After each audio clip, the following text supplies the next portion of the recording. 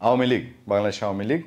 এবং এই নামটি এমন একটি নাম, যে নামটি এখন যদি বলি, এখন কেউ বোধহয় এই নামটি কেউ কেউ মুখে আনতেও দ্বিধাবোধ করেন, কেউ কেউ মুখে আনতে সংকোচ বোধ করেন, কেউ কেউ মুখে আনতে ভীতি বোধ করেন, শঙ্কা বোধ করেন, কেউ কেউ মুখে আনতে ঘৃণা বোধ করেন, কেউ কেউ মুখে আনতে তারা মনে করেন যে এই নামটি এখন অস্পৃশ্য, এই নামটি আওয়ামী লীগ করেও না নেওয়ার মতন।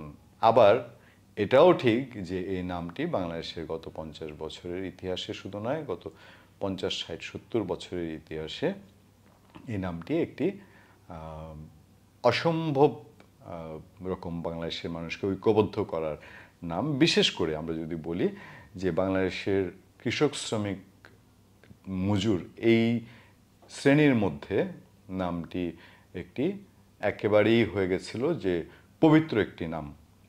সেই নামটি আওয়ামী লীগের 16 বছরের শাসন আমলে এসে এই কৃষক, শ্রমিক, মজুরের কাছেই আওয়ামী লীগের ইউনিয়ন, ওয়ার্ড পর্যায়ের বা উপজেলা পর্যায়ের বা জেলা পর্যায়ের নেতারা, আর ঢাকা শহরে যদি বলেন আতিপাতি, আন্ডাপান্ডা, তারা নামটিকে, আমি আগে যা বললাম, সেই ঘৃণা বলেন বা একেবারে ভীতির নাম বলেন, সেই নামে পরিণত করেছে।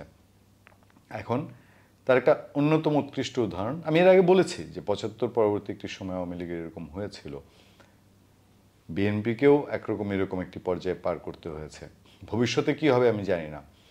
সেই দলের বাংলাদেশে এখন কোনো মুখপাত্র নেই। বাংলাদেশের সেই দলের গত 5 তারিখে ক্ষমতা ছাড়ার পর গত প্রায় 10 দিন, এই 10 দিনে কেউ এই দলের পক্ষে কেউ বিবৃতি দিয়েছেন, দলের নেতাকর্মীদের উদ্দেশ্যে বলেছেন। কারণ আওয়ামী লীগের সাধারণ সম্পাদক এখনও জেলে না কোথায় না কোনো হেফাজতে, এই ধরনের কোনো কথা আছে কি নাই সেটা না হয় বাদই দিলাম।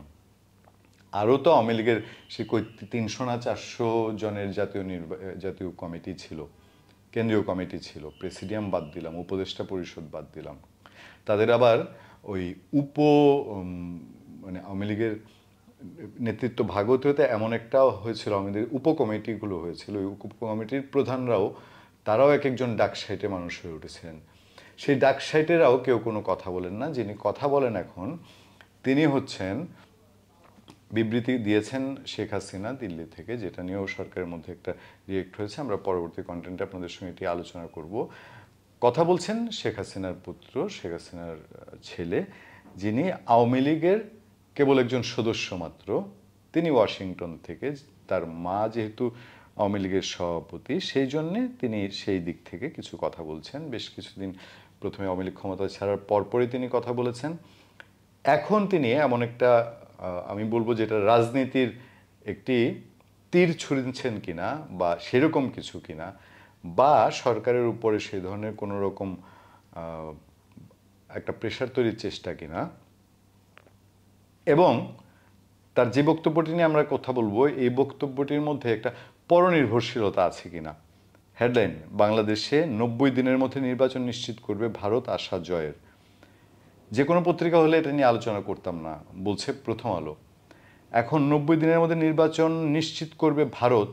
বাংলাদেশে একটা তত্ত্বাবধায়ক সরকার হয়েছে, বাংলাদেশে একটা অন্তর্বর্তীকালীন সরকার হয়েছে, এবং ভারত একটা সময়ে বাংলাদেশের এই পট পরিবর্তনের দিকে গভীর নজর রাখছিল, তাদের বিভিন্ন ইন্টারেস্ট আছে, আগ্রহ আছে। সেই জায়গাও যেরকম সত্য, আবার আরও সত্য যে ভারত অন্তর্বর্তীকালীন সরকারের সঙ্গে কাজ করতে চায়, এমন একটি হেডলাইন আজ আছে। আমরা এটা নিয়েও পরবর্তীতে আপনাদের সঙ্গে আলোচনা করব। কিন্তু জয় কেন এই জিনিসটি বলছেন যে বাংলাদেশে 90 দিনের মধ্যে নির্বাচন নিশ্চিত করবে ভারত? চলুন আমরা একটু খবরটির দিকে আগে নজর দিই।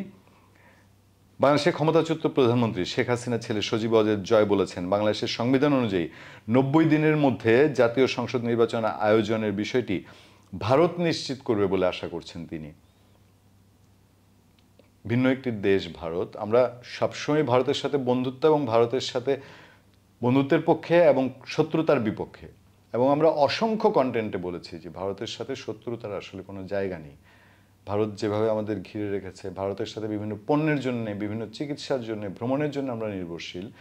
আমরা ভারতের সঙ্গে শত্রুতার কোনোভাবেই, যারা শত্রুতা করেন বা অহেতুক রাজনীতির জন্য ভারত বিরোধিতা করেন, আমরা তাদের বিরোধিতা করি। কিন্তু ভারত বাংলাদেশের নির্বাচন নিশ্চিত করবেন, কথাটা কোত্থেকে এসছে, কীভাবে এসছে। একই সঙ্গে তিনি মানে সজীবরাজ জয় নয়াদিল্লিকে নেতৃত্বের ভূমিকা নিয়ে বাংলাদেশের সংবিধান সম্মত রাখার বিষয়টি নিশ্চিত করার আহ্বান জানিয়েছেন। আমি এই জায়গাটিতে কথা বলবো, অতীতে আপনাদের সঙ্গে বলেছি আমেরিকার ভূমিকা যখন বাংলাদেশের নাক গলিয়েছে আমেরিকা সরাসরি, যেটা এখন আমরা আরও কন্টেন্ট আছে সেখানে এই প্রসঙ্গগুলো বিস্তারিত আসবে, সেটাও যখন বলেছে যে আমরা কোনোভাবেই এরকম ইন্টারফেয়ার বাংলাদেশের রাজনীতিতে আমেরিকা দুদিন পরে পরে একটা বোম ছুড়ে, এটা গত 1-1.5 বছর ধরে আমরা বলেছি আমরা এটার পক্ষপাতী না, এবং তখন রেফারেন্সে বলেছি কেনই আমেরিকা হবে, ভারত চীন বা রাশিয়া হোক তারাও ইন্টারফেয়ার করুক, এটা আমরা চাই না। আজকে আবারও বলিষ্ঠভাবে বলবো, যেভাবে অতীতে আমেরিকা কেন যে কোনো দেশে ইন্টারফেয়ার অপছন্দ করেছিলাম, এখন এই ভারত আমাদের এই সংবিধান সম্বন্ধ রাখা নিশ্চিত করবে, এই জিনিসটা আসলে আমার কাছে ঠিক বোধগম্য হচ্ছে না।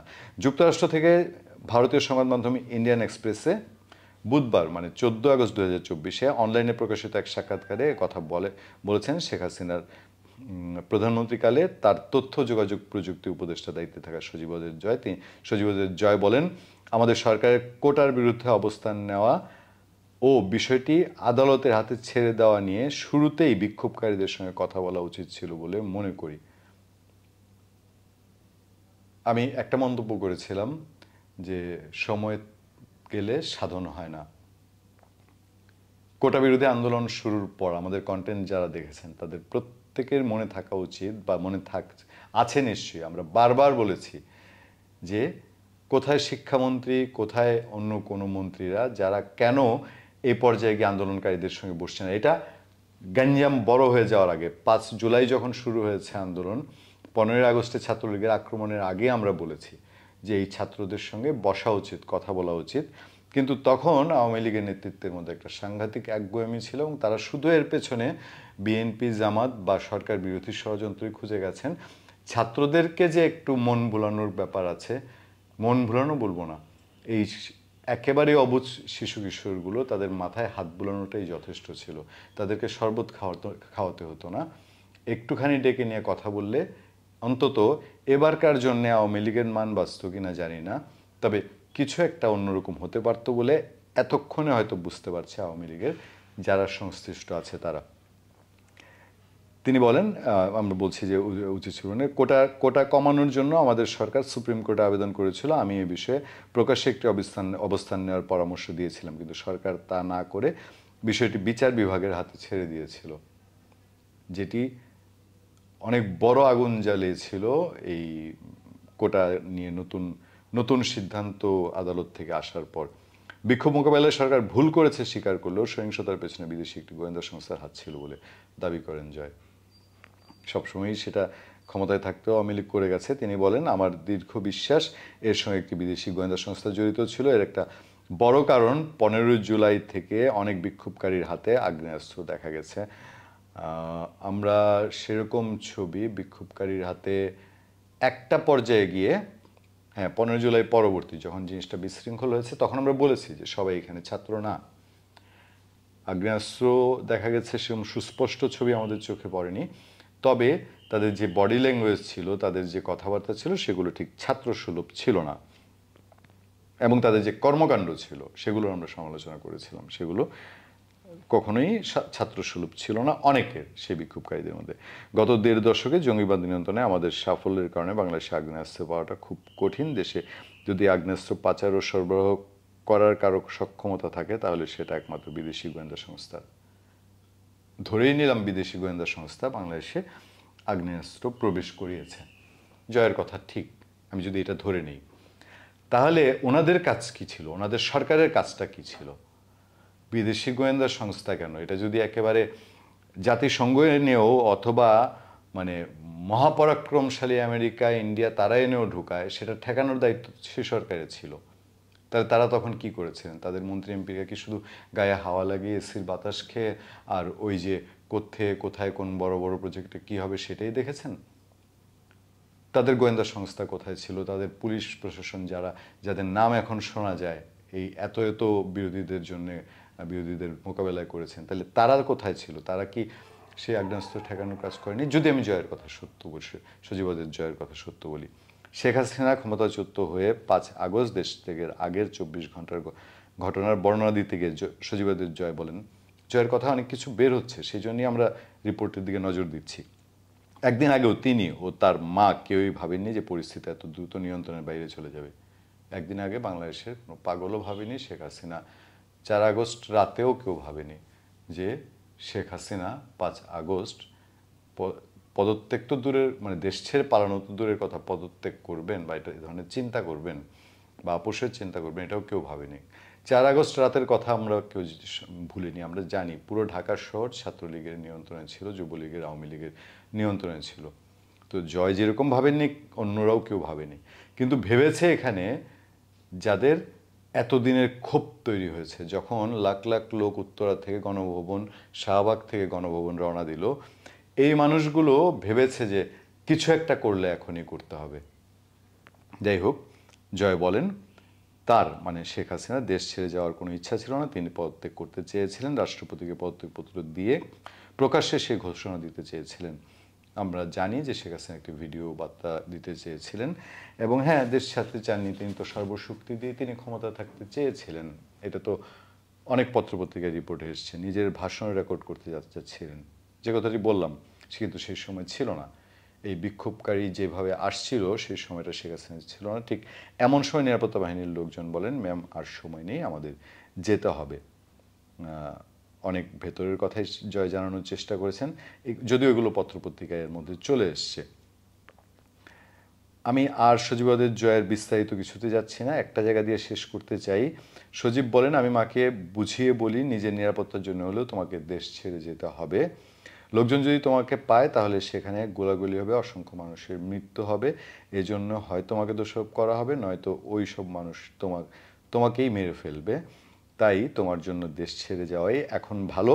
তাকে দেশ ছাড়ার ব্যাপারে আমি রাজি করিয়েছি। এই তথ্যগুলো এর মধ্যে পত্রপত্রিকায় এসছে এবং আমরা এর আগে একটি কন্টেন্টে আপনাদের সঙ্গে আলোচনা করেছি পত্রপত্রিকার রিপোর্ট অনুযায়ী, যে তাকে সবাই মিলে বোঝানো হয়েছে। প্রথমে শেখ রেহানা বুঝিয়েছেন, যারা পরিস্থিতি জানেন তারা বুঝিয়েছেন, এবং তারা যদি শেখ হাসিনার খারাপ চাইতেন তাহলে তারা তাকে বোঝাতে যেতেন কিনা, তাহলে তো তারা এই অবস্থায় গণভবন কি হতে পারে এটা তারা বুঝতে পেরেছিলেন বলেই শেখ হাসিনাকে অন্তত তার জীবন নিয়ে পালিয়ে যাওয়ার বা চলে যাওয়ার পথ করে দিয়েছিলেন। সুতরাং এখানে নতুনত্বের কিছু নেই, এখানে আসলে আর বীরত্ব গাথার কিছু নেই। দীর্ঘ ইন্টারভিউতে জয় আরও অনেক কিছু বলে শেষ পর্যন্ত আবার বলেছেন ভারতের উদ্দেশ্যে কি বার্তা দিতে চান, এমন একটি প্রশ্ন ছিল। এমন প্রশ্নে সজীব বলেন, এ বিষয়ে নেতৃত্বের ভূমিকা নিয়ে বাংলাদেশের সংবিধান সমুন্নত রাখার বিষয়ে কাজ করতে নয়াদিল্লির প্রতি আহ্বান জানাবো, কারণ এটা ঘটেছে ভারতের দুয়ারে। আশা করব বাংলাদেশের সংবিধান বাধ্যবাধকতা অনুযায়ী 90 দিনের মধ্যে জাতীয় নির্বাচন আয়োজনের বিষয়টি নিশ্চিত করবে নয়াদিল্লি। একই সঙ্গে বিশৃঙ্খল জনতার মোব শাসনের অবসান হবে। আওয়ামী লীগকে রাজনৈতিক প্রচার চালানো ও পুনর্গঠন হতে দেওয়ার বিষয়টি নিশ্চিত করতে হবে। এটা নিশ্চিত করা হলে আমি এখনও আত্মবিশ্বাসী আমরা নির্বাচনে জয়ী হব। আমরা এখনও বাংলাদেশের সবচেয়ে জনপ্রিয় রাজনৈতিক দল। যেই বিশ্বাস নিয়ে শেখ হাসিনা বা তার সরকার জয় বলছেন যে ওই বৈষম্য বিরোধী ছাত্র আন্দোলন মোকাবেলা করতে তারা ভুল করেছে, জয় যদি এখনও মনে করেন যে বাংলাদেশের সবচেয়ে জনপ্রিয় রাজনৈতিক দল আওয়ামী লীগ, তাহলে মাঠে গ্রামে গঞ্জে গেলে সেটা বোঝা যাবে যে আর কে জনপ্রিয় সেটা আমি বলতে যাব না, সেই বিবেচনা বা সেই বিচারে যাব না, কিন্তু আওয়ামী লীগের জনপ্রিয়তা, আওয়ামী লীগের লোকজন কোথায় নামিয়ে এনেছে সেটা বোধহয় এখনও চশমা চোখে আওয়ামী লীগের নেতৃত্ব দেখছেন, অন্তত যারা আওয়ামী লীগ সম্পৃক্ত আছেন। ধন্যবাদ সবাইকে, ভালো থাকবেন, সুস্থ থাকবেন। সত্য, করুণা এবং সহনশীলতার সাথে আপনাদের সাথে সবসময় আছি আমি আতিক রহমান পূর্ণিয়া।